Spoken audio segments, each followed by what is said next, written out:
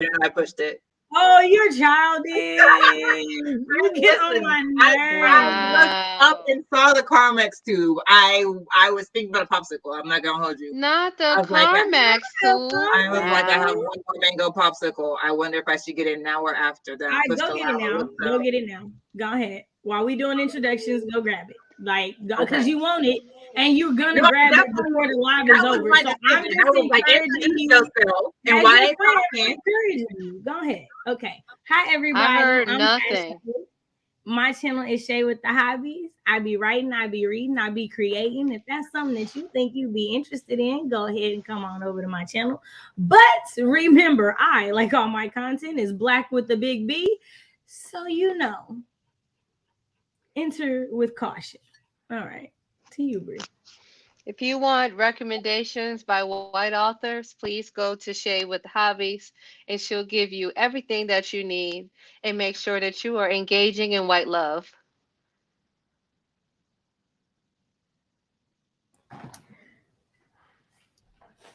What we're not gonna do is what we're not gonna do is have somebody come to my channel looking for something they ain't gonna get. You not. Whew. Woo. I'm just saying. As white as we get is Edgar Allan Poe, and I feel like the middle of the month we talking about racism and classics. So again, It happens every time. every time. It happens every time. Hi y'all, I'm Britt. You This is got, my did you channel, get your Britt Writerly. Carmex? No, Shay had the Carmex. I was getting my popsicle and I have retrieved it. Thank you. Um, this is my channel, Britt Writerly. Well, this is my channel. Yeah. Okay, yes. Sorry.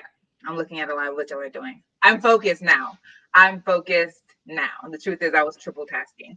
I'm Britt. This is my channel, Britt Writerly. It's a book and author tube. ABC, 1, 2, 3, all of that entails. If the alphabet and the numbers sound interesting to you, stay a while, see if you like the vibe. If you do, hit that big red button and we can be internet friends. When you make that commitment to me, a soft commitment, mind you, I'm not gonna hold you. You make sure that you ring that bell, ring that bell, so you don't miss a single live or upload, like so. And now I will let our final co-host introduce her stuff, and we gonna hop right on into it. Hi, I'm Bree. I have a channel called Lock Booktician. I have another channel called Lock Plantition. See what I did there? I talk about plants and talk about books. If you need tips about plants, I got you. If you just want to hear me talk about books, I also got you. And that is the end of the introduction. Okay, so we're gonna greet the comments real quick, and then we're just gonna hop right on into it. Nicole is here, double dutying between listening to us and working out. Rockstar. Pat is doing the same. Wow. Pat is our resident rock star from a whole different continent. Hemisphere, really. Pat just doing the darn thing. Vina is here. Literary lady is here. Our tech issues are solved. Thank you for y'all's patience. Cool gamer, hello. We Hello. you made it home for us. That's so sweet. We really appreciate y'all showing up for us. That's sweet. Because we know you could be anywhere else right now, but you're here with us. Oh, man. Well, we're I glad got that us on the big screen. mm-hmm. She Poor Shay did. nearly choked to death. I was just trying to tell people where they can find the I was latest on like, White when she, I Love. was like, where is this? What is girl? Where is this going? Wait a minute. Oh, Wait a comment minute. with her comments. I was like, commencement? Did I miss Shay's graduation? Yeah, it went down Hmm. in Well, the DM. The we way are you eating would literally dinner be with the first literary person lady. I told. The way So you would literally be the first person I would tell if I was back in school. Like, not did I miss her graduation. Like, I Missed just it. saw commencement. I just Said saw it's above commencement. me now. It is. If you walked across the stairs, there's nothing I can do to turn back the hands of time. We are happy to be eating with you, literary lady. I'm be snacking in it just a bit. If y'all need a snack, go get it. A popsicle and a fresh hairstyle. Well, Brandy, hello, hello, hello. Okay, that's everyone. And we hope that more trickle in. If they do, greetings. Thank y'all for It watching was the on. hair flip for me. It was the hair flip for me. I can't help you. For y'all watching on the replay, thanks a lot. Make sure you smash that like button. We're happy you're here. Feel free to respond to the questions in the comments. We see those, we do engage with them. So definitely feel free to comment, even if you're watching on the replay. We see you and we appreciate you. Okay, let's get right into it because today we are talking about a serious topic that really burns my biscuits on both sides. Not the Um, biscuits. it really does. Hmm. We're talking about adultifying Black children. So we're going to talk about, how we do in real life. We're going to talk about it in books and media, all the things, right? So we're going to hop right in with our first question. We're going to sound off on screen. Y'all sound off in the comments. Question number 1, what are the main ways you see Black children adultified? Police brutality. Yeah, I think that's the first thing that comes to mind for me too, is what, like, the actual interaction with the police and then the prolonged experience with the justice system in general. Just it's very adult. Even the juvenile system, it's very, like, it doesn't necessarily, and mind you, what I know about it, very little. But from the little that I know about it, it just does not seem like the priorities are nurturing the child so much as containing the child. That's me. But the first thing that comes to mind when I think about adultifying Black children is definitely the justice system. Shay, what about you? So I was gonna say I definitely see that in just interactions with the opposite sex in which we like encourage and things like that. So like just the way we like or have like toddlers being like ladies men or like things like that. Like I really don't like that, especially with Black boys. Like I feel like we don't really see that that's what we're doing to them. Like, and I think that it's a lot easier, I guess, as women to see it with women because we went through it. Hold on, let me handle this dog. Tyson is really out there living. You gonna pet me, mama? Now, what he gonna do is not have to make me go full Black mama in the middle of this live. Like that's what you need to do for real, bro. But so I think that and how we deal with that, I think in how we like encourage kids to dress. Like I love that their, families can have like brands and things like that. But I think there's a lot to be said about like kids looking like adults when they're kids, Yep. and like that being praised, right? Like I know we've kind of said this before, like, but people, you don't pay attention to like what you put on the internet and who has access to it, especially when you're building these brands, right? So you're adultifying your child for the view of someone else, and 9 times out of 10 that person is not going to look like us, right? Like we know that social media is automatically mixed company spaces, right? Right. So I just think that there's something to be said about how we do that with children and heterosexual interactions. When it comes to fashion, Mhm. um, I agree, but I would add something. I was like, do I disagree? No, I'm gonna add something. So I feel like in the world in which we live in, we should focus at some point, and I don't even know what that looked like, but the focus should be on teaching people how to not be creeps.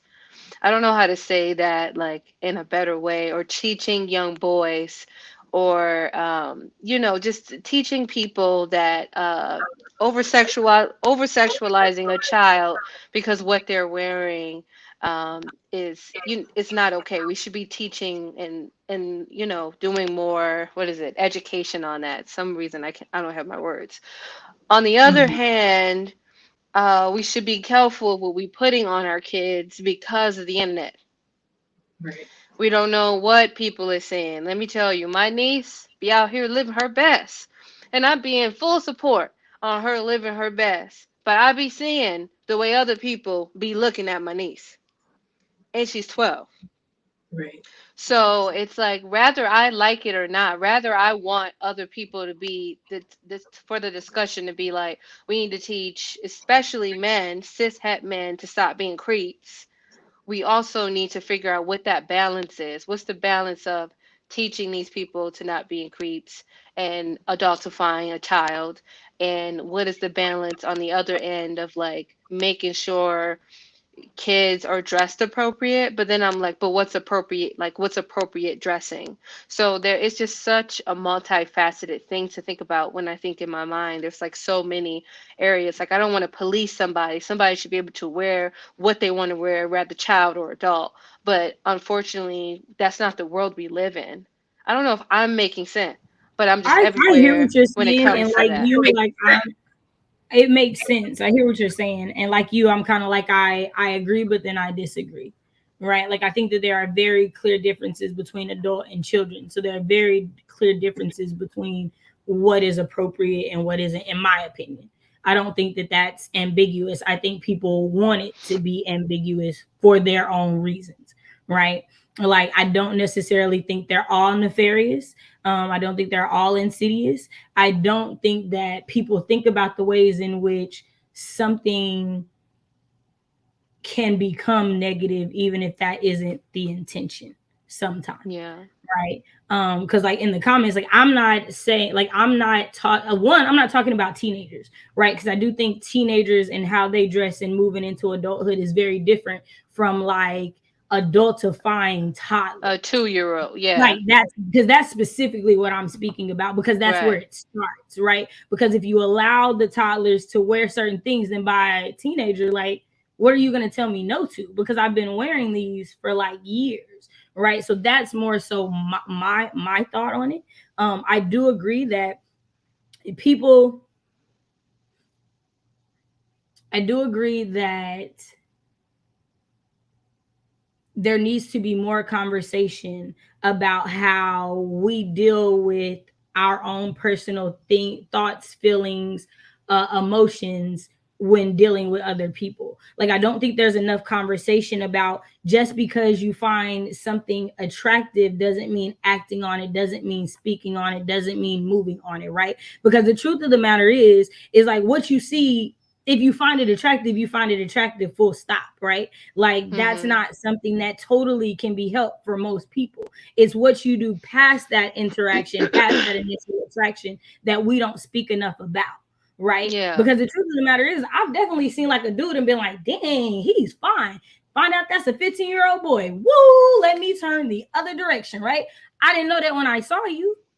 I don't know that about you in this case, but I do know once I get that Yeah. information, how am I supposed to move and change? But using what you just said, to me, that's there's some ambiguity there. And I only say that as a person, I grew up with people thinking that I was at least 10 years older than what I was at each stage, and me having breasts, me having butt, and me having to literally fight mugs off. You know what I mean? For having a body type. That's why I be saying like it's hard. Everywhere when we have these discussions because I'm um, like for example, when I was a kid, my friend Amanda, my best friend Amanda, childhood best friend, she is 5'4", very very petite. When she wear what we call in New Orleans corn chips, they're like really short shorts, so we call them corn chips. So when she would wear her corn chips, ain't nobody really checking for her.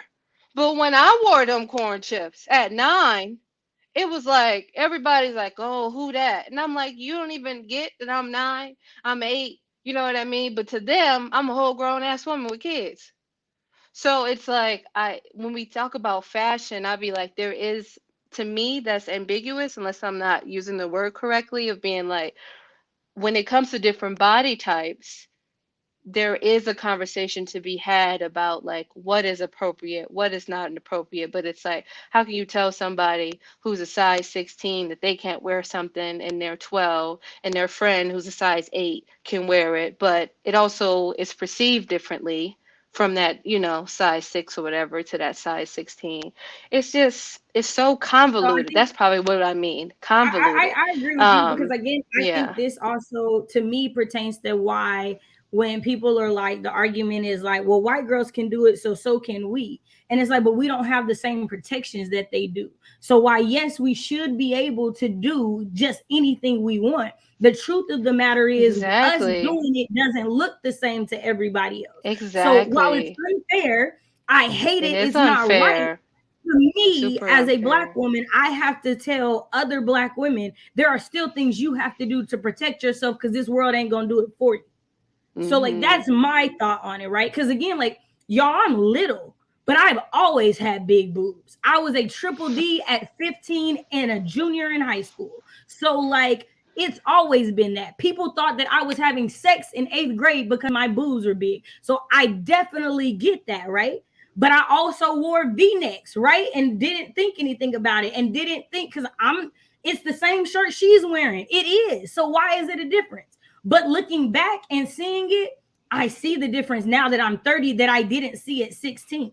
And that's Right. the other part of the conversation is you have to admit that at 15, yes, you might think it's appropriate. You might be like, I like this. I want to wear this. But it's not that you're going to feel that same 15 years down the road. That is also You're going true. to realize, for me, I realize how many situations dressing, trying to be like everybody else, put me in that were bad because not Yeah, in because I danger. even In wanted to danger. dress like this, but because I wanted to be like everybody else. And that's Hmm. a different conversation, right? So again, this is not like, and I'm not like saying anything negative about what you're saying or anything. I'm saying like I agree with you. It is a hard conversation. There's a lot of facets to it because one, as black women, our bodies present differently more times than not than our white counterparts. Speak that. Like that's a truth. Right. So Yeah. yeah, I got to deal with people adultifying me and thinking sexual thoughts about me because I got a big chest Yeah. and I'm 12.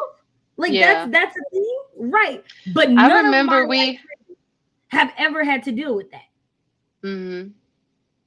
I remember we had a live, and I don't remember which one of our When Black Women Speak the live was, but I'm sure when I say this, y'all will remember.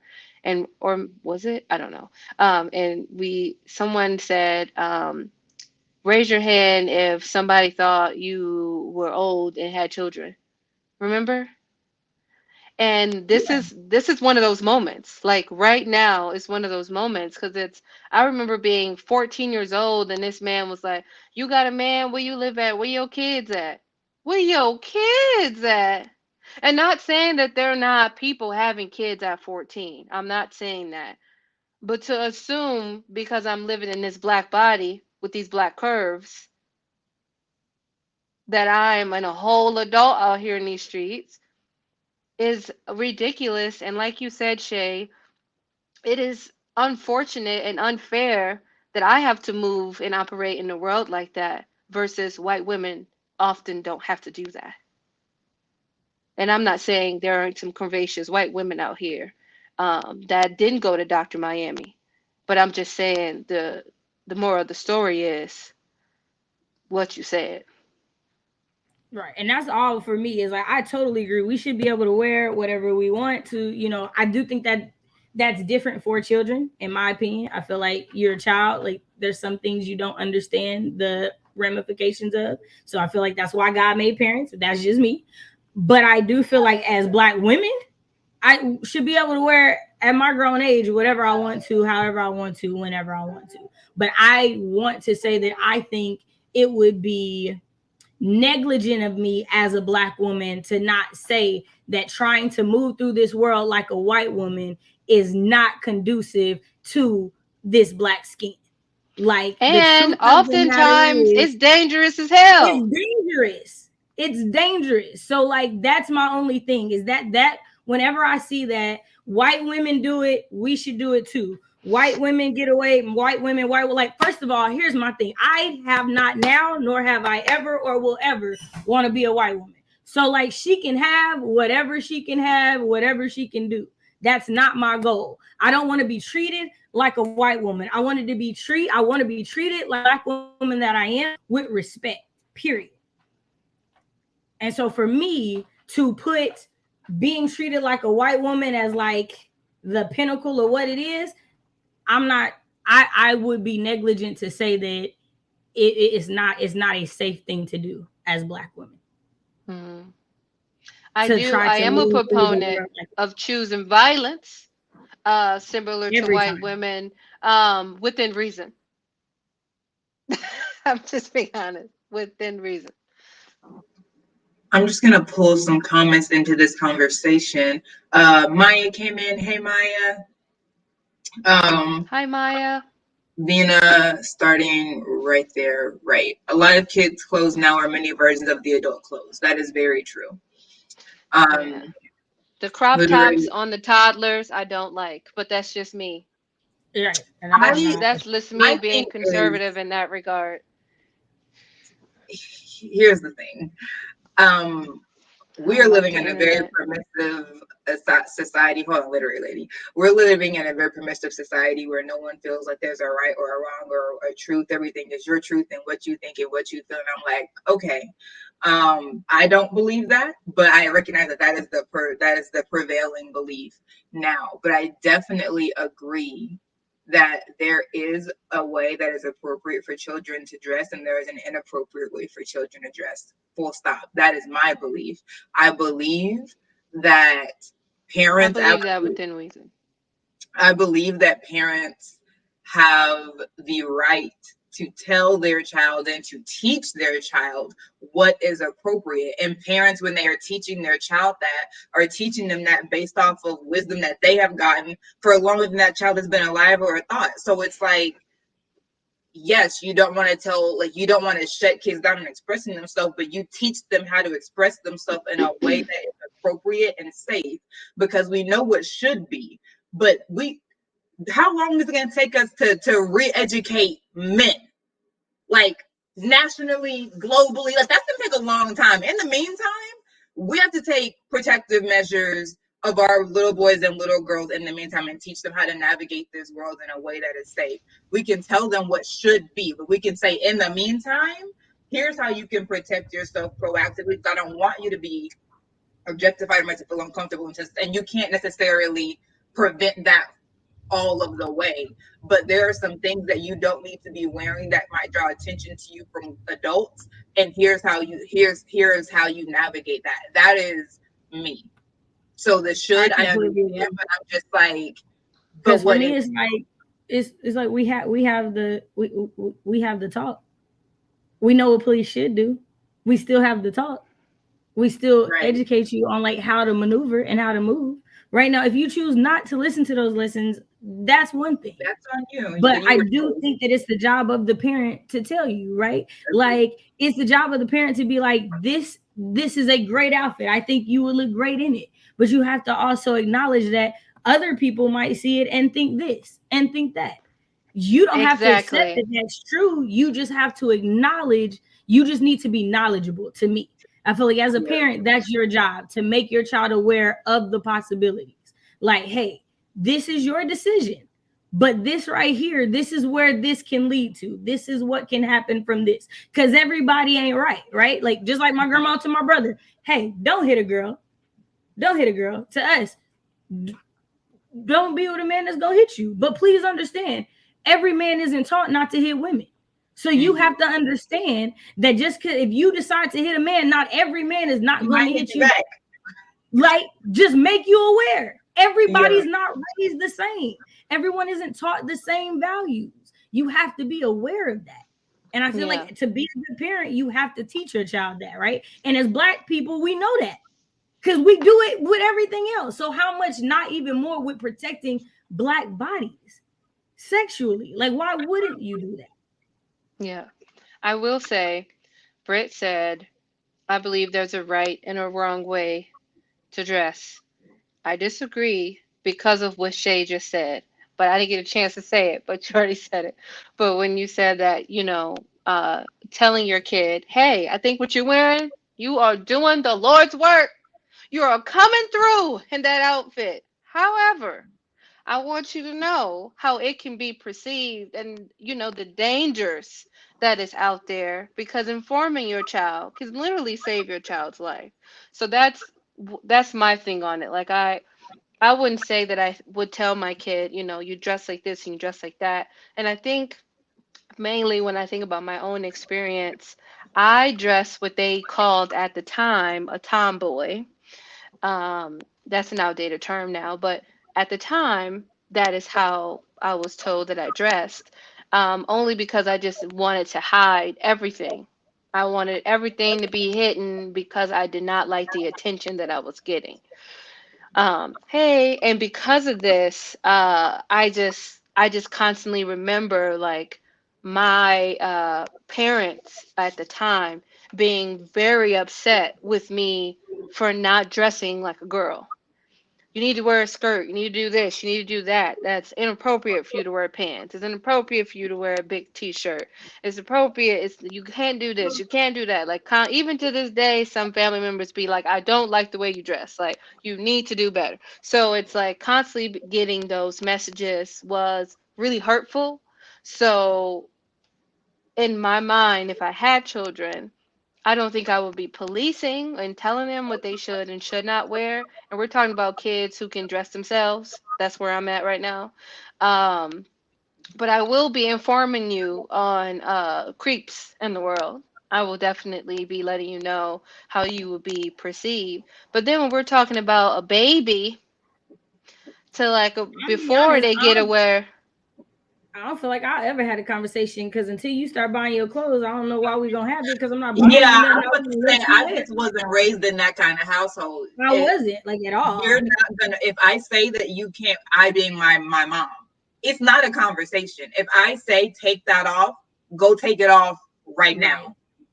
I don't care how you feel about it. I don't care if I bought it for you. If you have grown taller, as I was wont to do, if you have grown taller and that's now hitting you on the thigh, no, period.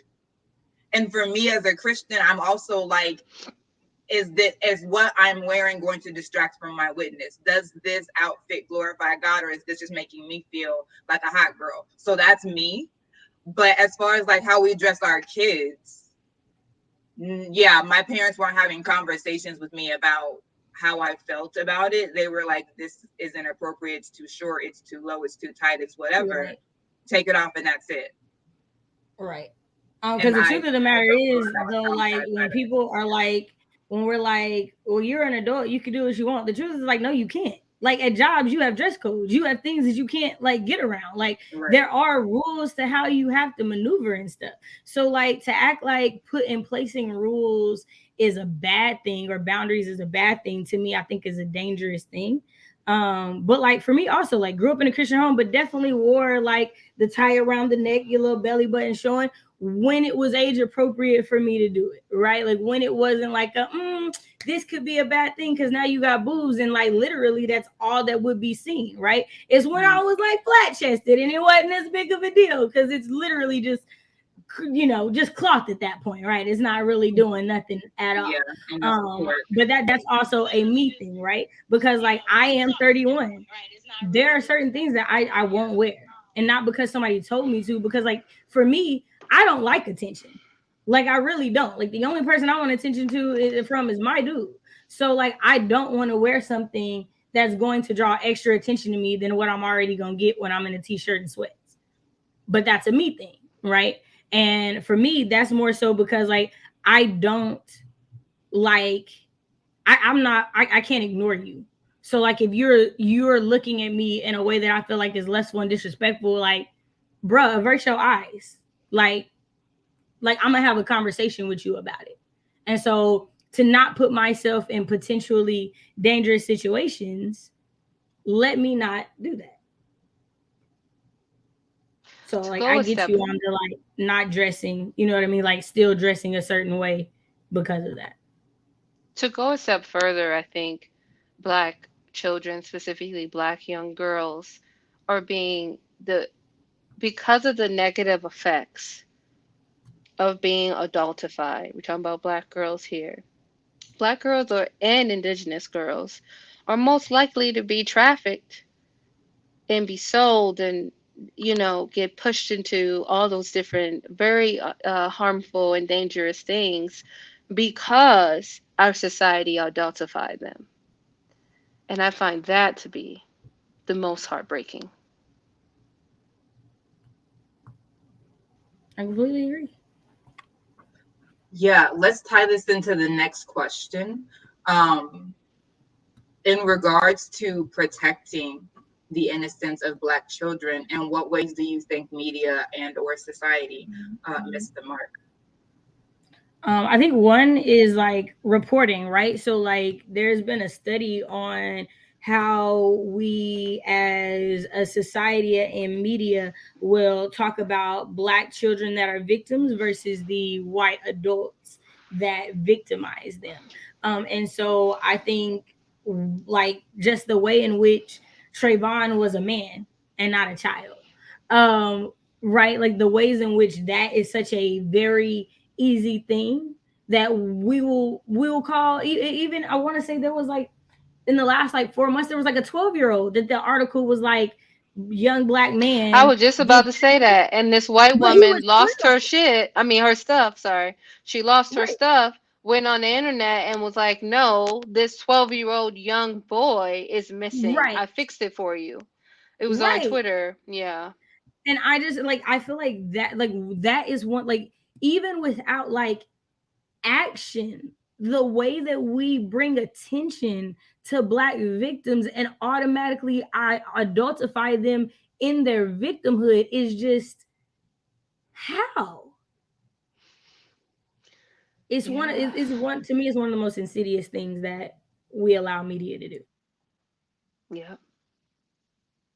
It's also another thing I think in regards to pregnancy, what? Protecting innocence in Black children. I think the media and society missed the mark. For example, Black children go missing every day, still haven't been found. I remember when I lived in Wisconsin. I don't know if anybody knows the story of Alexis Patterson, that young Black girl who went missing. She went missing when I was a kid, not too far from my house.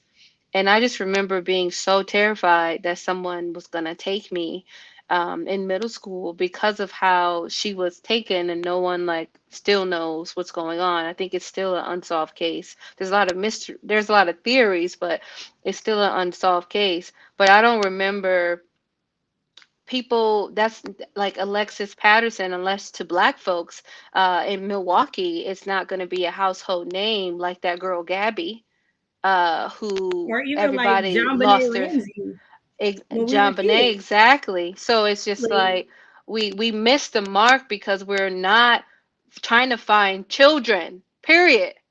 Just period. That's just find children. Like why does it have I mean I know why historically. I know why. I know why the systems are set up, but that is how we continue to miss the mark when we spend a lot of our resources finding white children and then we just have no disregard of the Black body.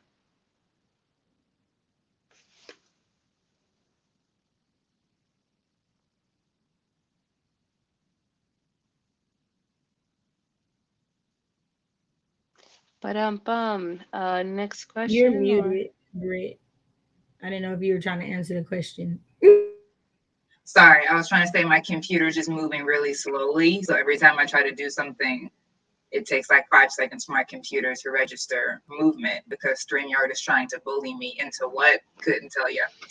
Um, I'm just trying to pull in comments. So Vina says, even in Black books, a lot of these YA Black, a lot of, sorry, it jumped. Even in Black books, a lot of these YA books put the weight of the world on Black kids with no adults around to guide them. Definitely. Doesn't that drag us into a question? Let's just tie it in. We'll just stick it up there. So, do you see any media? Well, this sort of ties in and goes in another direction. But do you see any media reps, Black books or movies or TV shows where Black kids are getting to be kids? But I think we see more of, like Bina pointed out, a lot of YA books, especially YA fantasy books, where the weight of the world or a kingdom or an alternate reality or whatever is put on this child, and all of a sudden the parents just abracadabra, and either they're just completely gone, um either because of a conveniently placed trip, or because they are dead and have been dead, or the child is being kidnapped so there's no adult surrender. Like, there's always something that takes the child away from any sort of adult supervision that has any allegiance to protecting that child. So definitely that. I'm I just going always through. say, I'm gonna scream about this book till the sky is falling. Long division, long division, long division. They kids, kids, kids. They talk like kids. They act like kids. They worried about kid stuff. The weight of the world is not on their shoulders. Like, I love it. I love it. They're kids, and it's hilarious. Long division. If you haven't read anything blackety black in a long time, check out Kiese Lane. I'm also gonna say, even though the part of the book is being like, they're a part of this secret, like, school society where they like fight evil. However, they're doing kid stuff and talking like kids throughout the whole series. And that is Akata Witch, Akata War by Nnedi Oh Okorafor. yeah, no, they definitely act like kids in that They is series for doing sure. kid They do. stuff. They doing good. They I be doing kids. annoyed at how much they're doing Right. Like, kid but stuff. then Be it's like, also oh like, my God, for me, Sonny it be makes sense. tripping. It makes sense because they make the mistakes that make sense for their age. Like, Exactly. it's not like, even when they did something I was annoyed, like, it was not like YA where I'm like, annoyed the whole book. Cause it's like, you too old to be making this dumb decision. Like, nah, they make the decisions and you're like, I mean, you're 12, so it makes sense. I'm not gonna Yep. hold you with your 12-year-old thoughts. Like, you got it. Yep. Yep. Maya said, okay. Shay was circling for a second. Maya said, a white writer I know described her 16-year-old Black character as a man. I had to quickly get her together and remind her that he's a child, but it was a reminder just how easy it is for people to call our babies full-grown adults, because like Bree says, they're described so often as adults in media, both real and fictional. Yep. Definitely check out Long Division, Literary Lady. Yeah. Shay, did Dang, you I have had a anything? thought and it went away. Okay, well, if it comes back, pop it up. Shay, did I you think the number one way that in for this question though, in regards to protecting innocence, in which we've missed the mark, not Yep. having the right conversations as soon as possible. We wait till kids are adults to start talking about things that we should have been talking about while they were kids. I feel like that's the number one way we don't protect them. We don't prepare them properly.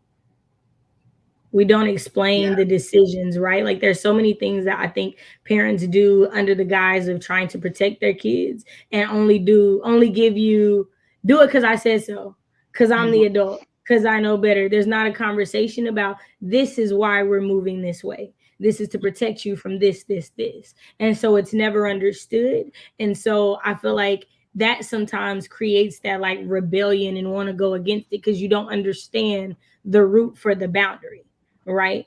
I think that I think about that so much when it comes to like things that like Black parents did over generations under the guise of trying to protect their children from white supremacy, but was truly causing a bunch of trauma, a bunch of things. And I think their intentions were really good, right? But it doesn't matter if all we came out with was a bunch of traumatized generations of Black people, right? But yeah, I'm wondering how you have these conversations, because I feel like if conversations like this don't need to only be held in, Black families, everybody needs to be having these conversations on some level.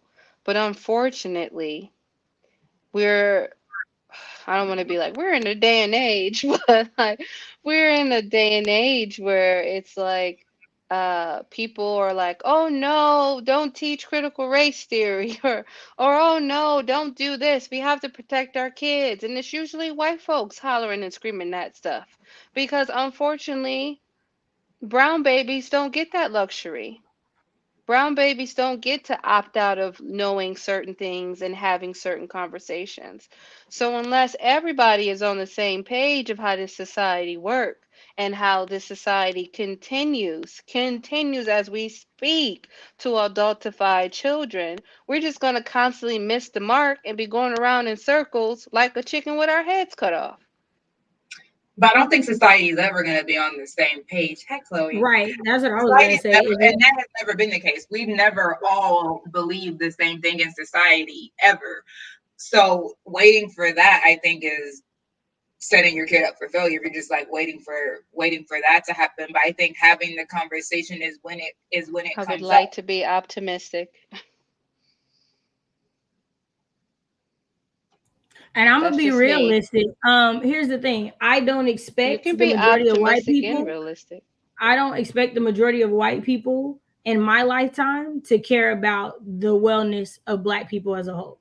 I expect that there will be some, there are individuals, but I don't expect the number that we need, which would need to be a majority, to care in my lifetime. So for me, I can't spend my time wondering if they're going to educate their children on how to treat us better and how to be better when y'all can't even admit that this country was founded on racism. I can only control what's in my household, what's around the children that are around me. And I feel like for me, that would be my focus. I want white people to get on board, which is why we can have this conversation on the internet. So hopefully some white person stumbles upon it and shares it and shares it and shares it. Right. But in the meantime, I'm working with my people on my people because I can't wait for you to get with the program. Yeah. I don't want y'all to think, because and I'm not, I don't want to put anything in both of your mouths, but what I'm hearing is that y'all think that I'm waiting. Is that what I'm hearing?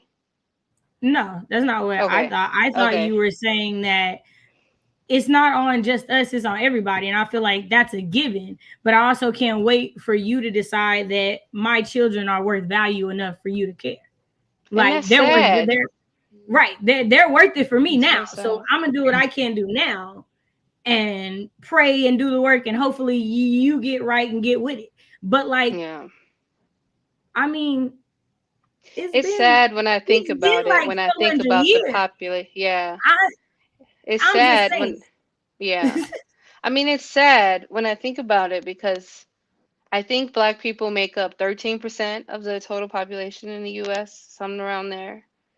We are not the majority. We the so for me, I just wish that there was, and this is just me being optimistic, even though I know it's not realistic, the world that we're living in, that I just feel like in order for us to make sure and to ensure that certain systems are better for generations, when we are dead and gone in dust, everybody has to be a part of the solution. And it's just really sad that we're not there. Why do y'all think that there is such an investment devaluing Black children and their innocence? They were sold. That's where it really, and what's the first thing I go to is like, we were not bought here for luxury or to be considered a full human being. We were bought here for servitude reasons. So a lot of the legacy of the original reason of why we were bought here, unfortunately, is still lingering. Whether we want to admit it or not, I think some people do admit it, but you know what I'm saying. I just feel like, unfortunately, there are some beliefs that is still being systemically and systematically played out, Totally unfortunately. agree. Totally agree. It's a part of dehumanization. It's a part of being able to not allow sympathy or empathy to be able to be created towards black children. It's a part of being able to keep the narrative that we are violent, we are stronger, we are bigger, we are better physically, like all these things, right? Like, so if you look at a black child and that black child is automatically a man, then whatever fear that you have of this black child is It's automatically justified. okay. It's justified in that moment. So the investment, I totally agree. It goes back to why we were originally here. Whatever can be done to keep from seeing us as equal human beings is going to be done. It's so much easier I to lock up remembered it. than a black child, right? So that's why black children are more likely to be tried as adults than children, right? Like it's so much easier to adultify and feel bad of, or to not feel bad about a black mother when you make her an adult automatically, right? Because like here in Oklahoma, as soon as you have a child, you become an adult, Yeah. no There's matter some what age you places. are. Yeah. But to me, and this is me going on my rant, I agree, and I'm gonna take it a little step further. And this could be me missing the mark, but I really feel this strongly in my heart. There are systems and people that use any excuse, like you said, their fear to justify their atrocities towards black children, right? And my thing is, people often to justify them being a terrible person or doing something vile to another human being, you have to dehumanize that person, right? In order for you to justify it in your mind. I just be wondering how this ties into like people having pets and losing their shit over their pets, but don't give that same energy to black children. I just seen, how do I say this? Over the years, I've seen too many white people, I'm just talking about white people right now, have animals and care about those animals' livelihoods and the just everything about that animal. But when they hear about a black child being shot down in the streets, they're not just as outraged as if somebody left their dog in the car with the windows up. I mean, the way they killed that gorilla so fast, I'm just saying, not you didn't watch your child, not your child was somewhere they weren't supposed to be. That y'all took a gorilla someplace they wasn't supposed to be. Y'all didn't have no culpability in none of this. Yeah, But they it's told just old sad. boy to not follow Trayvon, and still somehow that man went home that night. I just don't get it. And I'm not saying anybody who watches on the replay or watching it now, like you shouldn't care about your pets.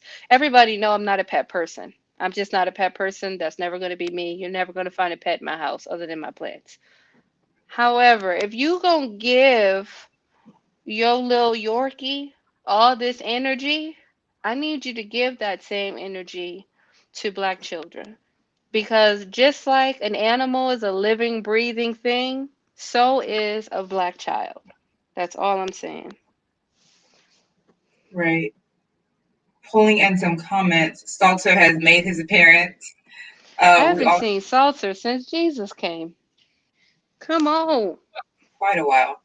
We also don't have an ongoing tradition of black men as police and teachers getting away with justifying brutalizing white kids. Seriously, you Because are that not going to have that a black black cop that teacher shot hurting that a white white girl child been in jail. feelings. He You are been in not jail. going to hold on a second, Shay. You're not going to have a black teacher hurting a white child's feelings and them not being called onto the carpet quickly. So there's definitely a difference in the way that white children are protected versus the way that black children are not even acknowledged as children, as so many people in the comments have said. Go ahead, Shay. I was saying like that black cop that killed that white girl, that man been in jail. And there is the difference of standard. Literary lady said we were other since the beginning, so echoing Bree, our families, our people weren't valued or humanized, like we are incapable to feel for our children. People cry over pets but justify the death of a black child, agreeing with Bree. Sarah's bringing us back to Wayward Lives by Saidiya Hartman. In the book, she discusses the use of adultifying Black girls in contact with police as a way to be able to charge them with prostitution. Chrissy and Zimmerman now has an extensive criminal record. So how did that help anyone to let him go? An 11-year-old little Black girl is charged with prostitution instead of her rapist being charged with sexual assault. So sorry, I didn't read that before I put it up here. Content warning for that. But so we see the difference in how we deal with Black children and how we deal with white children. Do y'all have any other comments on this question before we move on to the next one? Okay. Sort of going back to, we sort of already tied this in, but if we want to get deeper into it, if there's a particular book that you see, or not even book, any media up in general where you see that Black kids are getting to be kids. In Blackish, I do see that they're being kids. I see that also in Grownish, and I haven't watched it in a while.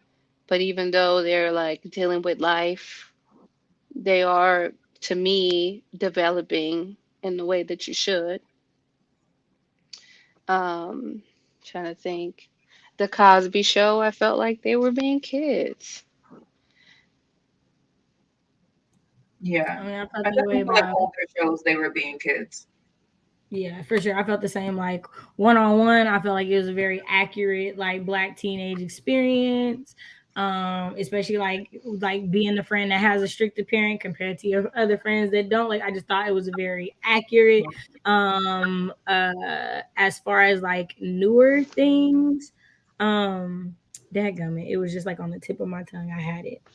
What was it? Oh, books wise, y'all know, love her with all my heart. Elizabeth Acevedo, she got a book coming out tomorrow. Can't wait, can't wait, can't wait, can't wait. They get to be kids, right? Like they do have situations, like even in the book where the girl is a mom in high school, like there are still child moments in that, right? There are Yeah. still like these are the things that I want. There's also still like there's reflection. Yeah, yeah. that's so Raven too. I feel like she definitely got the chance to be a kid. Yeah. Christy echoed that, sort of saying some older Disney programming, they got to be kids. Yeah. Yeah, totally agree. Sister, I love. Moesha to an extent. Yeah, I feel like Moesha definitely like grew because it like Moesha and the Parkers because they go from like high school to college, like in Yeah. those shows. But you said what? I think in One-on-One too, she went from high school to being in college. Yeah, she goes to high school to college too. Yeah. So I definitely think that. And then definitely like hanging with Mr. Cooper in the house. Yes. All of those I feel like did real good. Smart Guy was one of my favorites. Also, can we say that like I just love how there were so many examples of good Black fathers, especially good Black single fathers or single male guardians back in the day, comparatively speaking to now. In so many shows. And I think that was deliberate on Black creators at the time. I definitely do I think that Black creators now are not as deliberate? Yes I do. That would be its own conversation, and we already know that. Yeah. Bree, do you have any that you want to add? No, I was trying to think of books. The thing is, I'm currently reading Tristan Strong Punches the Hole in the Sky, and I'm hinting that is what was happening because the way his like this, I've only read 25% and I'm getting that vibe. I'm trying to think of, I wouldn't say that person was being a kid. It's a lot of action things that I'll be reading, I'm realizing. Yeah, in fantasy, it's really difficult to see kids. It's difficult to point it out, yeah. Yeah, because they're just in so many situations where there are no adults around anyway, and the weight of the world is on their shoulders. It's like that's not a typical child experience. Yeah. So fantasy is definitely harder. Yeah, so I couldn't. Like contemporary fiction, I'd probably have out the wazoo like, yeah, undisclosed by Cameron Garrett. It deals with a heavy topic, but she is having a child experience. It is not necessarily a typical child experience, but she is definitely still being a kid the whole way. She's still having to wrestle with high school things, even with different heavy topics. The protagonist is HIV positive, I think it is. And she has to, like, someone starts blackmailing her about whether or not she discloses that to a boy she has a crush on. So, like, heavy topics.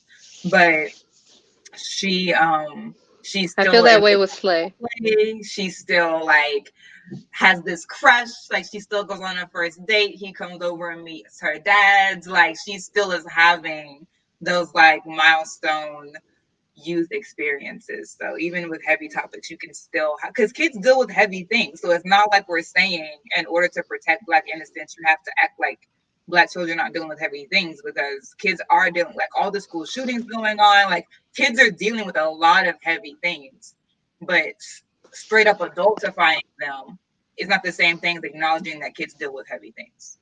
Yeah. I also feel like Slay, the book, Mm-hmm. um, Brittany also, Morris. yeah, yeah. Also, I think, trying to pick a high school and crushing on folks and trying to figure out where you fit in, that's normal teenage stuff to go through, even though there was some hard topics in that book as well. Yeah. The New Wonder Years, a beautiful series. Quinta Brunston's series, Abbott Elementary. Those kids are so precious. I haven't Uh, seen that. I want to see it. I've only seen like trailers and I'm like, this is so cute. One-on-one, yeah. He was holding it down. What was it? Cliff Washington? Was it Cliff? Am I so wrong? Flex. Yeah, I I thought it was was Flex confused on what you Alexander. were I was saying. like, I was who's like, Flex not Washington? Flex Flex. Alexander? Yeah. It's Washington though. I'm trying to figure out who's Cliff. Huxtable. Anyway, Christy, my only caveat, I don't know how to spell that. You spelled it right. With some of the Black male fathers is the way that Black women around them were often the butt of the jokes. I feel that with Martin.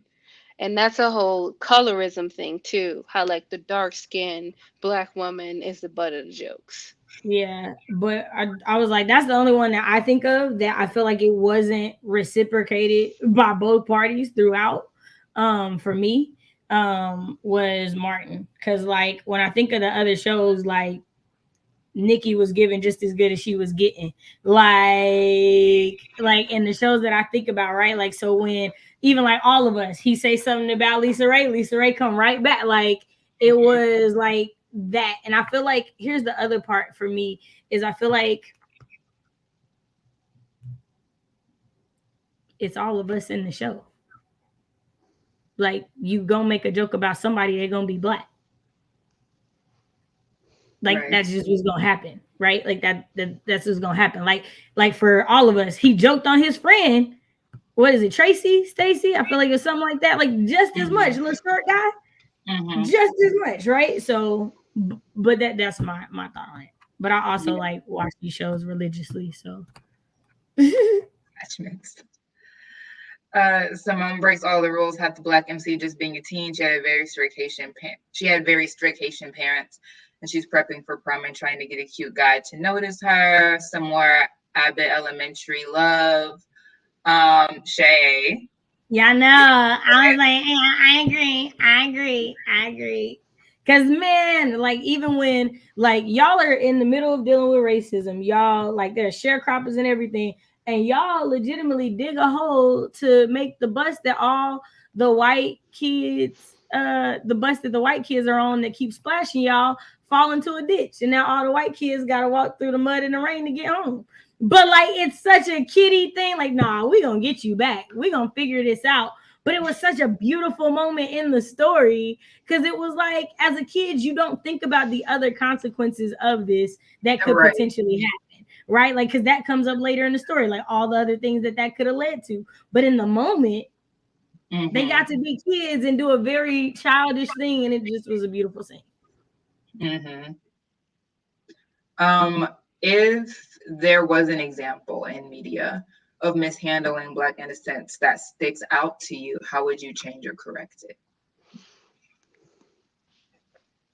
I think one Chrissy, thing. now this I will agree with what you said about things not aging well. There are a lot of things that don't age well because of the way in which we as a society have changed. So I totally agree with that. I don't think that I think a jab in an episode overshadows like the whole arc of the story for me. But I do definitely completely agree that like yes, there's a lot of things that don't age well. Like I love white chicks, cringed a few times. Oh, Mhm. for Cringed a real. few Yeah, times. It's hilarious, still love it, but like looking back, like ooh, glad y'all won't ever do this again. yeah, Hmm. it's done, and that's the only reason it's okay is because we know that it happened a long time ago. I feel like I feel like there's a lot of books that I am for the life of me. I've just been sitting here staring into space trying to remember the name of these books. There's a lot of books in YA fantasy or middle grade fantasy that's just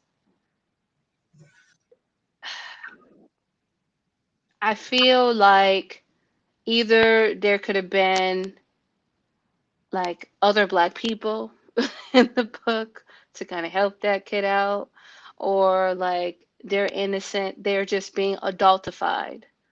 Like the only thing that's different is that the kid, like the only reason that you know that the kid is 10 is because somewhere in the book somebody said that the kid is 10. Other than that, it is giving adult. And I find that a lot. Um, yeah, I don't know, yeah, but I can't think of the books, but I do Okay. remember reading a bunch of books, even books I enjoy, and I'm like, well, damn, that's The sad. most the most recent one I read, and it's an adult book, but the character is not an adult. Okay, so that's another reason why the character is not an adult. Cherish effing Farah.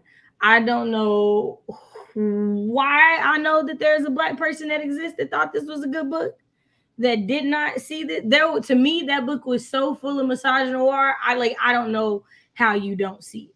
Like the entire time you have this 17-year-old girl talking like an adult and not in a way like in Mhm. a way where it's like there's no way that like I don't know how you root for this black girl. Like I don't know how you root for her because in it you're like this girl is evil and you made this little black girl evil. Why? Like why did you do that?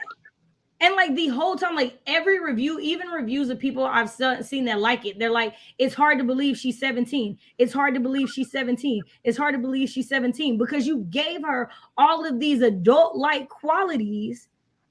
And not there's no part of that book where I ever felt like she was a child outside of the fact that like you obviously don't understand how the world works. Like somehow you think you're in control of this situation. And the only reason I know that is because I am an adult.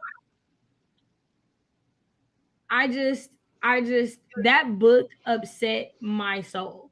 Literally 0.25 because zero was not an option. Oh, The unfortunate. the book was full of misogynoir, and one of the themes of what is ASBW? A song below Don't know. water. Oh, was misogynoir being wrong? Very nice. I was like, I don't know if I'm just too Like tired of this acronym. the way that she talks to and about other black people, specifically black women, in comparison to white women, is just like literally there's a point in the book where she says that she sees a halo over this white woman's head that nobody else sees. Yeah, I remember you told me about that part, and at that point, it was just like, I mean, I was never gonna read it after, like, just the description was like, there are books that I have to read in my genre to know what's going on, but that ain't my genre, so I don't have to deal with that. Not my cross to carry. But Shay was giving me updates on her reading experience, and when she said that, I was like, It's the same way I feel about the description of Stella, Nick, and Legendborn, and that's all I'll say. Sarah, I am done with Black characters sacrificing themselves for a white character to get the happy ending. That part. Yeah. Some of the, on that note, some of the things that these characters have to sacrifice is way too adult. Like just the sacrifice itself is just far and above what a child should be expected to sacrifice.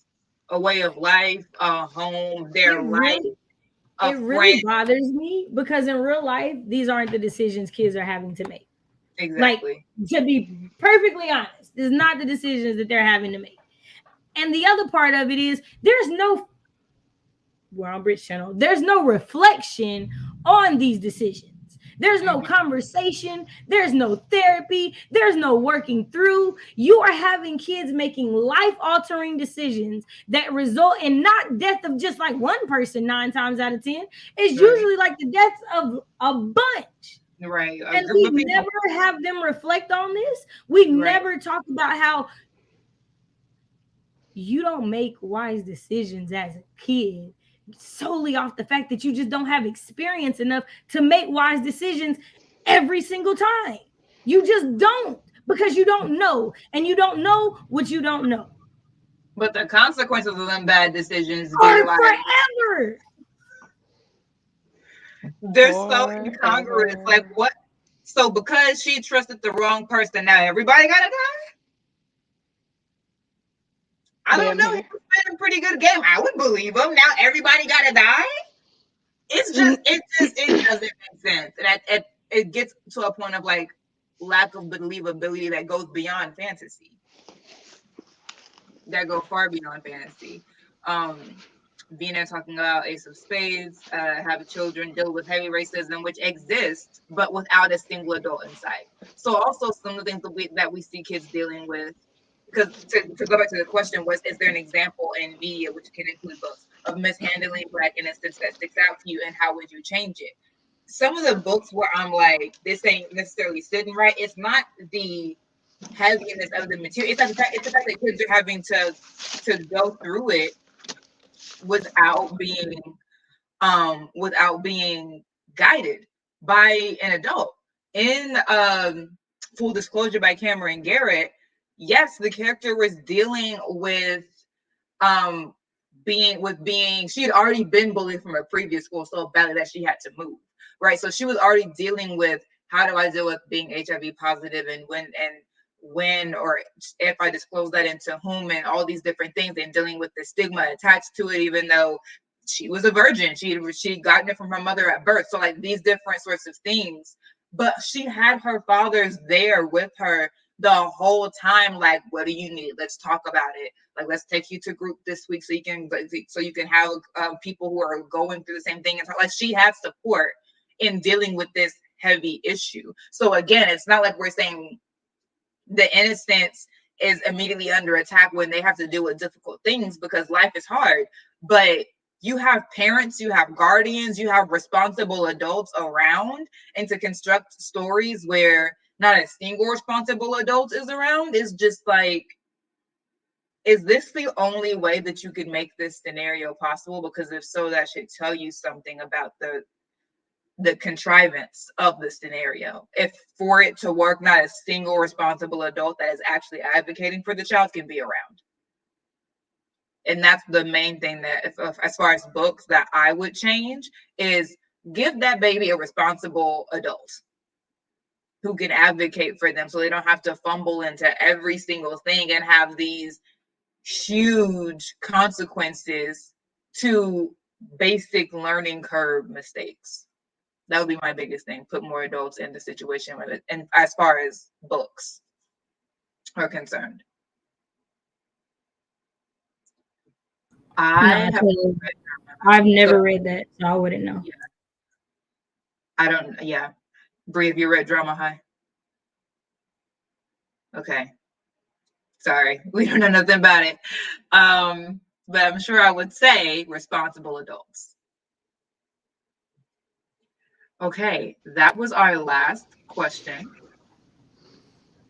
Oh dang, we moved through these like super fast, comparatively speaking. Right. Oh Hey. yeah, for sure. Yeah, Good yeah. for us. And the comments For kept me, talking. I guess in the one that I mentioned, the which was what did I say mine was? Sticks out to you that I would change. Dang it, I already forgot. What did I say? Evil black children.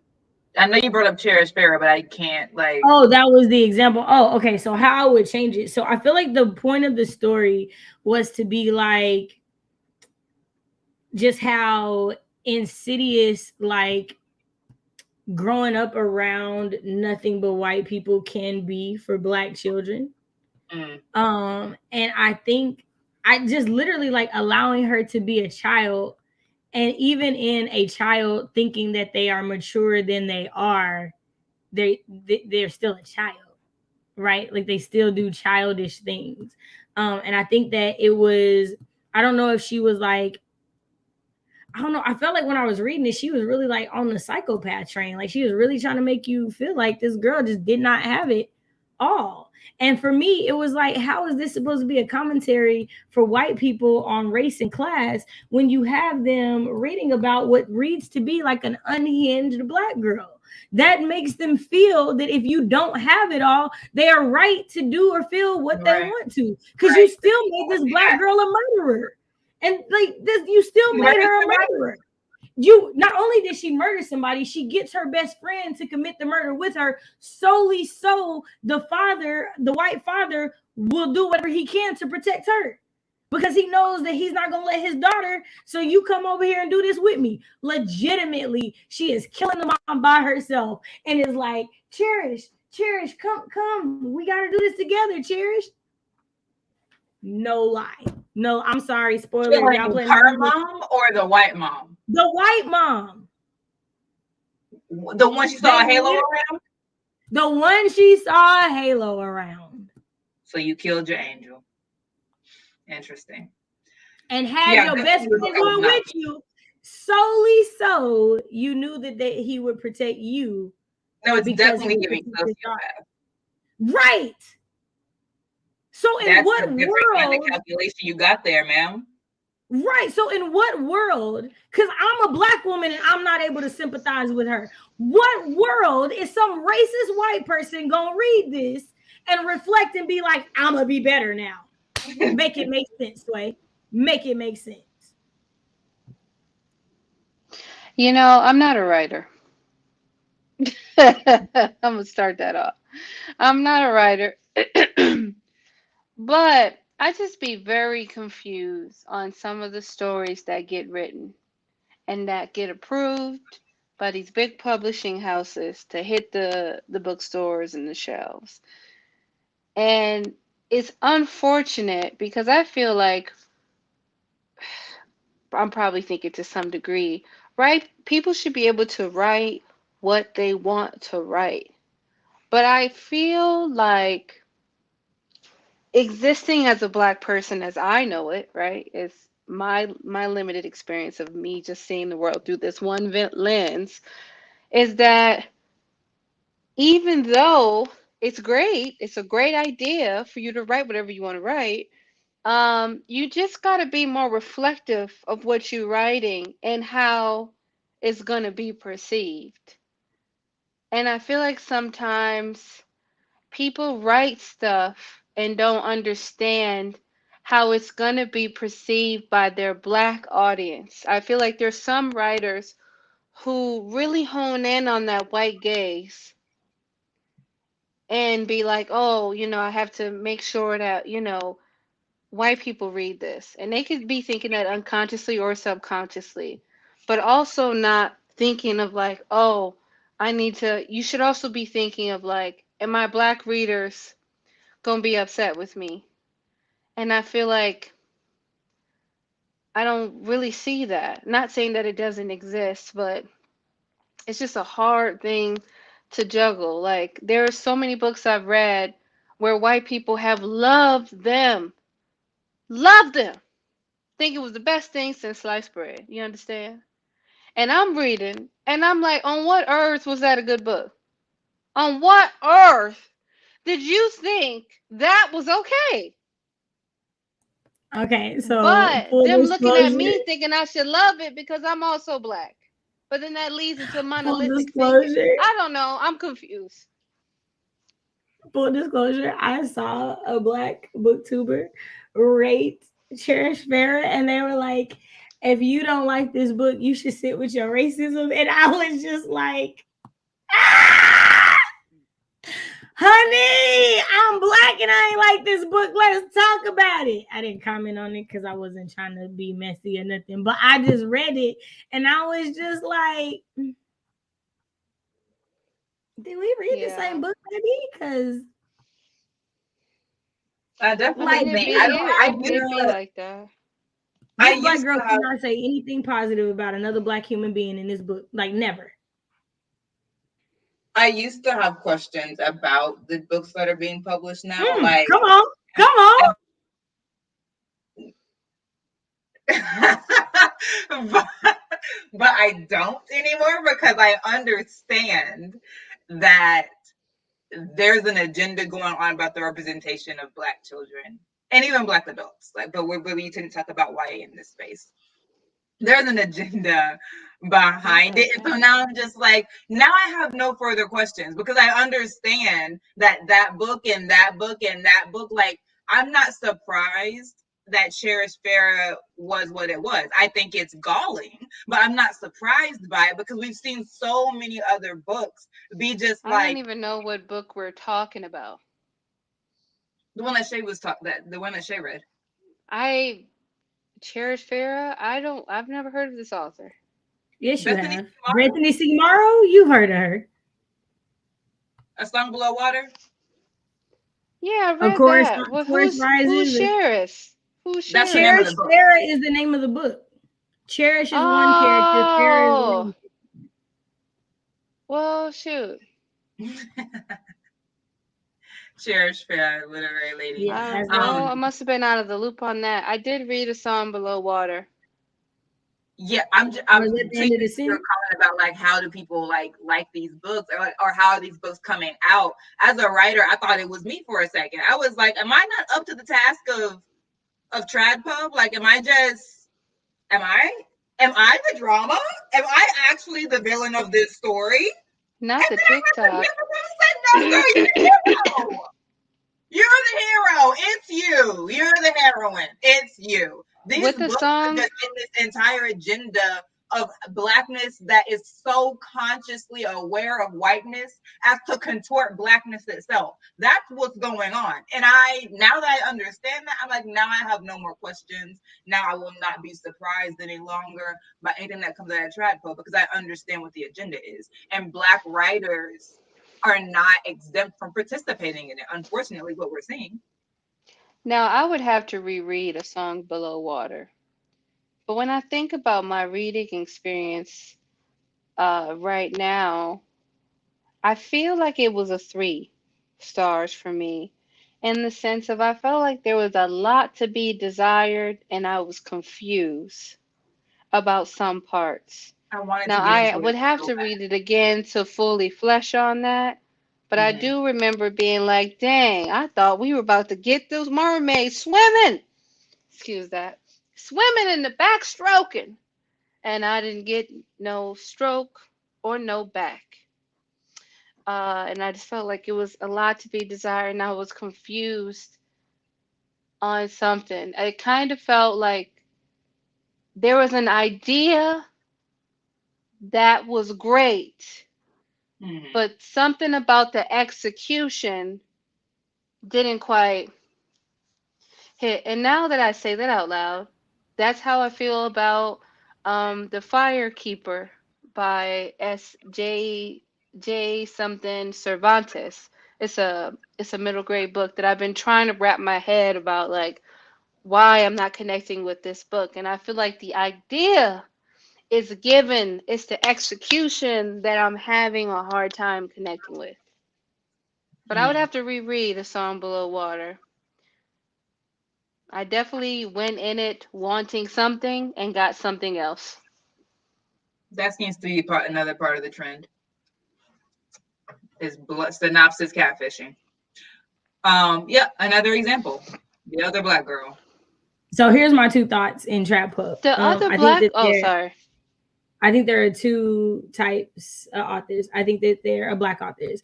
I think there are ones that don't mind initially like having to compromise a little bit because they want to get into the door. And I think there are some that this is just who they are.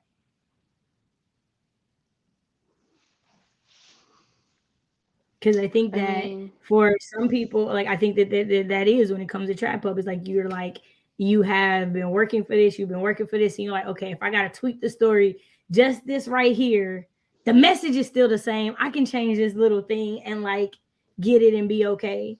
And then you get into it and you realize you got to keep doing this change, or there's a little bit more change they want you to do, or like a little bit more compromising. And then I think it's some people that these are just the stories they write and it just works. Like these are the stories they want to tell and this is how they want to tell it.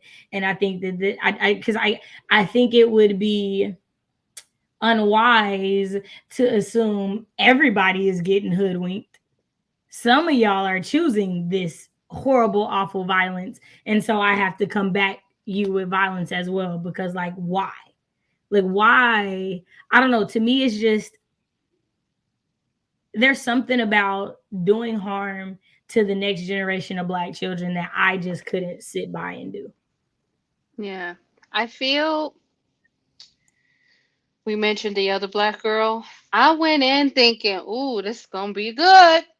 This is gonna be good. And then I was just disappointed on how those two black women were treating each other. So, and I don't know, it's like in my mind, when I'm looking for representation, I'm looking for reality and grace. I'm not looking for stereotypes. And if I read a book and it's an all black class or it's written by black people for black people, I'm doing this because I feel like not all books written by black people are for black people. Um, I just get sad, you know? You like go in thinking like, yes, this is gonna be so great, a fantastical book written by a black author, and the only person that's black is the main character. And you'd be like, damn, I thought I was getting a black cast. I feel hoodwinked. But you know, it happened. And some of those books I still enjoyed reading, but I also was like, damn, it left a lot to be desired, which was the black folks. And you know Because if me, it I go, always I goes. hate when I go. Go ahead. I'm sorry. Oh, I just hate when I go into something, wanting something, and I don't get that. And it's usually the marketing that led me astray. It's usually the marketing that Man, lied to when we me. say That marketing is the lied. business side of psychology, is no joke. Like it is a game. It is all about psychologically getting you to buy what we want you to buy. That's all marketing is. And publishing is getting good at getting black people right now. They're Like getting very they good at it. realized that myth they sold themselves that we don't read was bull. So now, like Salter said, they're like, oh, well, let's just choose who we let in and we'll go from there. And then we'll pick it back up with the marketing in different kinds of blackfishing. Because I would venture that the blackfishing hasn't stopped. It's just gotten Oh yeah, no, harder I to don't think it stopped at all. if you don't have At a all. mind to detect it. I mean, most of the books that Blackfish just came out last year, so it couldn't have just stopped. They ain't even a year old yet. Daughters of Jubilation, the book that I'm forever in the middle of, clearly written for Black readers, and it did a good job capturing that age between being a child and becoming an adult. It's the covers, Pat. It's the covers. But now I think I think a lot of us are now becoming more discerning of covers. We're like, that's a pretty cover. Let me open this first few pages to make sure you ain't telling me a whole lie. Okay, Bree, did you have any final thoughts? Um, my final thought is I have a lot of black girls in my life. Uh, Not so many black boys, but I have, black children in my life. And as Shay said earlier, I can only control what's in my household. So my thing is this: the world ain't got to, uh, you know, agree with me on how I interact with those black children. But I'm gonna try my hardest to continue to provide a space for them to be kids. Okay. Yeah, I don't really have any like final thoughts to sum up everything that we have talked about. I think we've said all of it in general. I think there's just a lot of contradictions that go into how people think about adultifying Black children, a lot of lies that go into the justification of adultifying Black children. A lot of them are historically based. Um, Oh, I have something else. okay, a lot of them are Oh, historically based, shoot. and we see it's okay, and we see direct financial incentivization to continue to adultify Black children. So I just think that the entire thing, like most things in this country, is fueled by a larger project that children are being implicated in. Go ahead, Bree. Going to the question, whatever number it was, I swear this is my last thing, about missing the mark. Mm-hmm. Follow me. When I think of like authors who wrote well, and I'm not saying anything against this, like our current generation of like black writers, but back then, we talk about Tony, we talking about even Tanana Reeve we're talking about Brandon Massey, we're talking about Maya Angelou. We're talking about a lot of writers. I'm thinking on a lot of them. Ann Petrie. We're thinking about a lot of black writers in that time. Wrote beautiful things that I will five star until I am blue in the mouth. And the covers were giving trash, were giving garbage, was giving sewer juice. So the world on the internet, the age of the internet, was like, hey, y'all keep giving black authors these budgeted covers. We deserve covers like our white counterparts. But then they start giving us those covers, but then giving us writing that left a lot to be desired. So I feel like I don't know what we have to say as a book community to kind of get the content and the book cover to match. Because I feel like we went in reverse now. We got great covers, and I'd be like, that could have been an email. Yeah, I mean, I think it's definitely going to have to be what we've said many times um, in this collaboration, which is at some point you're going to have to count the cost of this endeavor and decide like, what compromise is a step too far. And also acknowledge that some people don't see it as a compromise. They're completely in it. They don't see no contradiction between Trad Pub and their own political comfort zone. They're like, it's all one and the same. We cool. So I think there's multiple things that go into that. And I'm not saying, and none of us are saying that there are no good black fantasies out there, no good black books that have like child's whatever. Like we already went over that question, so don't misquote us. But we're saying there is still being, by and large, a disservice done to the representation of black children in media writ large. Um, And we yeah, see it a it's lot in really, literature and movies, etc. right. It is crazy that so many people that we see writing or saying that these classics that are great are their inspiration. Because I'm just like, what do you think? Because Toni Morrison will read you quick, fast, in a hurry.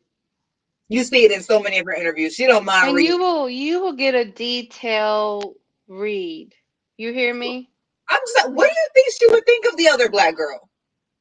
See, look, let me tell you, when I Now my read shit's been something, did she write a whole play about oh boy, did she didn't like? Did she not like write a whole play about how she didn't like that man thing? I'm just saying. I'm just Well, you saying. know she's good that's the for it. kind I'm of just petty I want to aspire to. But so, for example, Octavia E. Butler. Oh, great. Okay, amen. Oh, great. Um, love OEB. So when I read, what was it? The Lesson by Malcolm Gladwell, I truly enjoyed that book. But you can tell the ways in which he was influenced by OEB. Now, no monster, no whatever. I haven't read yet. I have not heard good things. I don't know why. What about But Cadwell Turnbull? yeah, did I say it wrong? You said a completely different name. Okay, yeah, yeah. I was I like, won't. wait. I won't. I won't hold you to that. You're probably absolutely right. I'll be saying everybody's names wrong. You know what I mean? It's part of the life. I'm But what just I'm checking. saying is, I Mhm. didn't read No Monsters, No Gods. I think that's what the title was. No And gods, people no were like, monsters. oh, I don't like that. I don't know why they didn't. I pre ordered it. I'll read it one day. I just haven't been in the mood. But Very reading literary. that, reading that, I can see the influence. When I read Brandon Massey work, I see the influence of our girl Tanana Reeve too. So Hmm. my thing is, when I'm reading somebody's book like that just got published or something like more recent, and I'm Hmm. just like, they're like, oh, I've been inspired by Tony Hmm. and Yeah. Maya, and not doing Tony and Maya stuff in the book. So are you just saying that for clout? Right. Like, because where's the influence? I should be able to see it. I should be able to see the thought process. Right. And that's for any writer. You know what I mean? I'm not like trying to burn people at the stake. That's for anybody. Like if you're gonna tell me you've been influenced by a writer that I know Right. of, and I'm reading your book and it's giving nothing, Right. it's giving air. We eating air for breakfast. I'm hurt by that. I'm Because hurt by influenced that. in what way? Influenced in style, influenced in character design, influenced in plot, influenced in structure. Like, what is the influence? Maybe that'll help me figure out where I should be looking. Totally agree. Totally agree. Do y'all have any announcements about things that y'all have coming up? Well, I have final thoughts. Go Uh, ahead. my bad. My final thought about this whole thing is that just even having this conversation was a big reminder of how we need to have this conversation with children. Like, right, in age appropriate ways, of course, but Hmm. these are conversations we need to have because, again, the only people that can protect our children truly are us. Full stop. Right? Like we are that first line of defense. And so I feel like just I encourage everyone who's here to think about ways in which they adultify children without even meaning to, right? Like I think that is a great way to like start making a change, right? Like one of the quickest ways I do not call little boys ladies men. Like I will not. I do not refer to them as that. I do not encourage boyfriend girlfriend talk to children. Like those are things that everybody did when I was a kid. Everybody said that. Like that was a thing. And as an adult now I realize one, like Vina is saying, like one, we don't put black boys in media in any way that allows them to be children more times than not. The thing that always comes to mind for me, and I know boys come to mind more for me because there are more boys in my family than females. And so I'm used to seeing how I was protected versus them not being protected. And because again, they're little men. Hmm. We don't see them the same way. And so I think of, I don't know if anyone else has ever seen it, but there's this like picture that always goes viral and it's like a little black boy and he has a sign at a protest and it's like, at what age do I stop being cute and start to be a threat? Yep, yep, yep.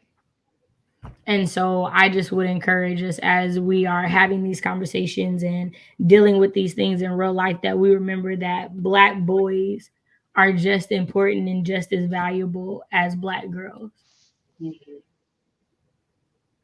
Definitely. Do you want to lead the outro since you're already? Yeah. Okay. So announcements next week we will have the final episode of season 2 of When Black Women Speak. We will be talking about black language, aka gatekeeping the mess out of it. Like, let's just, I'm telling you now, That's the conversation. We're going to stop. We're not explaining anything to anybody because what's understood doesn't need to be explained. And We're we already gonna know what at that the end sentence we're gonna means. explain everything so that white people can fully understand. We want to make sure everybody understands what we're talking about. By saying what's understood doesn't need to be explained. And then, like, that's going to be bye. That's going to be the end of that. That's going to be what that is. I will be live tomorrow morning for the 18 sprints, and then tomorrow night with the lovely Nicole of Who Picked This Book. We will be in the first 9 stories of the Edgar Allan Poe short stories in our read along. I'll be co-hosting 2 streams on various channels on Wednesday. And then your girl taking a break. She got her internet back and she like, let's get to work. And yeah, so that's what that is. Those are my announcements. Bree, got anything? Things happen on my channel. I just can't ever recall anything, but if you go on my channel, at the top of it, it's going to say upcoming lives, and it's having things on that. I also have a video that talk about projects I'm doing, so you can go and see.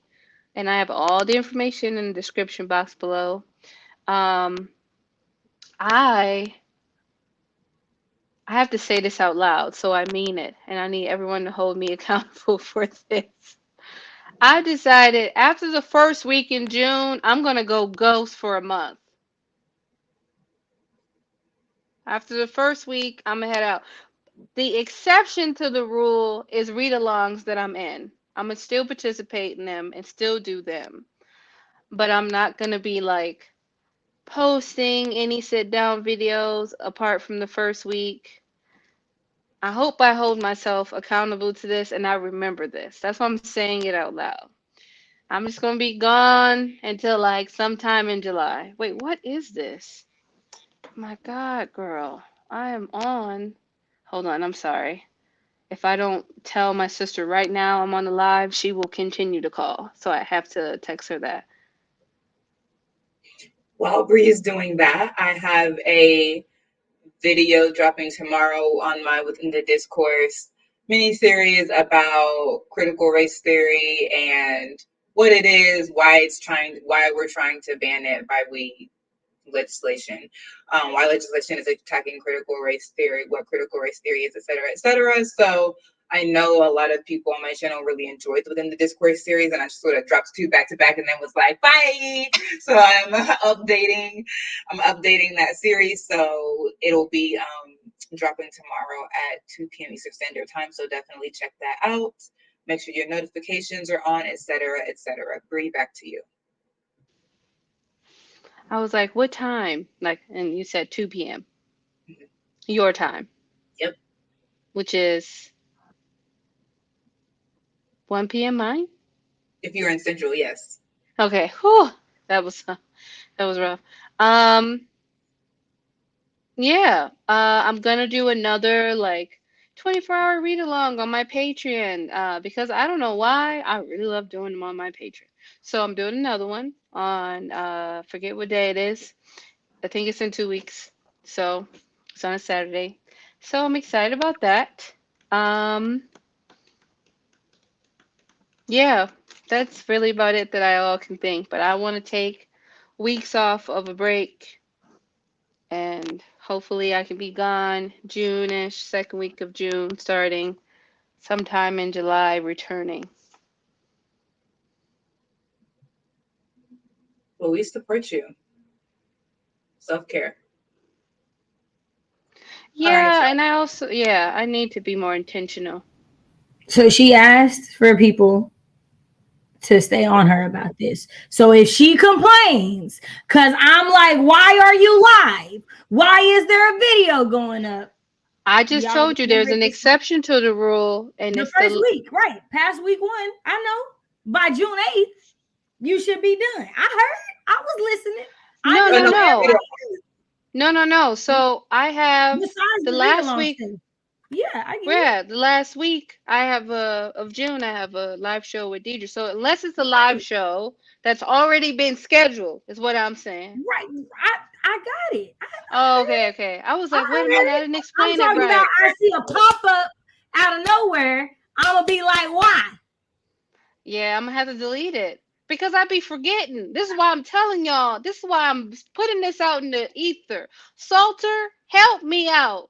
King Lurker is Salter. Just be lurking, He and will I not don't make know how to himself do known until that. he is good and ready. Okay, Joker. I was gonna say, and low key, if it ain't a troll in there, you will never know. Right. Salter just be in the Except background. yesterday, Salter did not come in when them bots was hitting me up for hours. Best Cam Live girls kept coming on in my chat. Didn't even know who Best Cam is. Okay, Damn, y'all. no reading You screen. ever say you gonna do your outro, Brit? Oh, Yeah. sorry. I'm muting. I'm just making sure y'all are getting everything out. I don't want to cut you off. Um, that's it. That's the live. Thank y'all for watching. Thanks for watching on the replay. Thanks for y'all who showed up and really sat with us. Thanks for y'all who have been sitting with us as we were doing these 5-hour live shows. Some of y'all been over here just been soldiers. So thank you. We look forward to seeing y'all in the finale next week. Wow, what a ride it's been. Don't be late. Bring snacks. Bring snacks as we bring it close to this beautiful collaboration. Okay. Check in the comments. Check in the comments. Thank y'all all for showing up. We will see y'all next week. Look, Will Creek Don't Rise. And in the meantime, bye bye.